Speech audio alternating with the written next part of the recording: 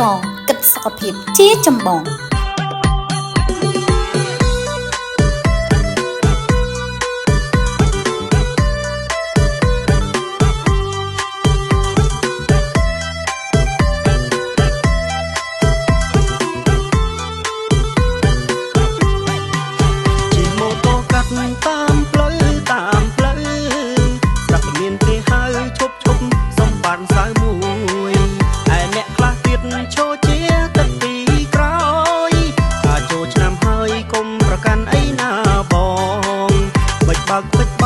ភ្លេចខ្លួនឲ្យឡើងឈឹង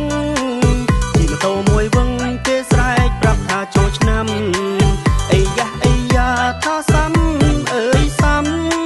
មួយផ្លែតចូលឆ្នាំមិនទាន់មានសង្សារផង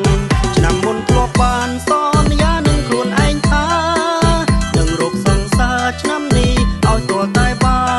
នប៉ុន្តែគ្រប់យ៉ាងប្រែទៅជាការខកខានរកមិនទាន់បានសង្គ្រាមមកដល់បាត់ទៅហើយឆ្នាំណាក៏ដូចឆ្នាំណាបានត្រឹមឯកាគ្មានសង្សារដូចរូបគេឆ្នាំនេះសម្រេចថានឹងមិនទៅណាទេចូលឆ្នាំចូលខែគ្មានគូស្នេហ៍ដេកទាំងហើយ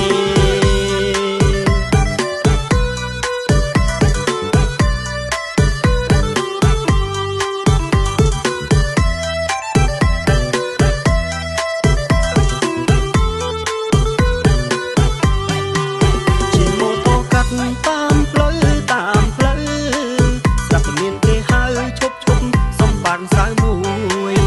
ឯអ្នកខ្លះទៀតឈរជាទឹកពីក្រោយថាចូលឆ្នាំហើយកុំប្រកាន់អីណាបងបិចបើកភ្លេចខ្លួនឲ្យឡើងឈឹងជីម៉ូតូមួយវឹងគេស្រែកប្រាប់ថាចូលឆ្នាំអីយ៉ាថាសាំអើយសាំមួយផ្លែតចូលឆ្នាំមិនទាន់មានសង្សារផងឆ្នាំមុនធ្លាប់បានសន្យានឹងខ្លួនឯងថានឹងរកសង្សារឆ្នាំនេះឲ្យទាល់តែបានប៉ុន្តែគ្រប់យ៉ាងប្រែទៅជាការខកខានរកមិនទាន់បានសង្គ្រាមមកដល់បាត់ទៅហើយឆ្នាំណាក៏ដូចឆ្នាំណា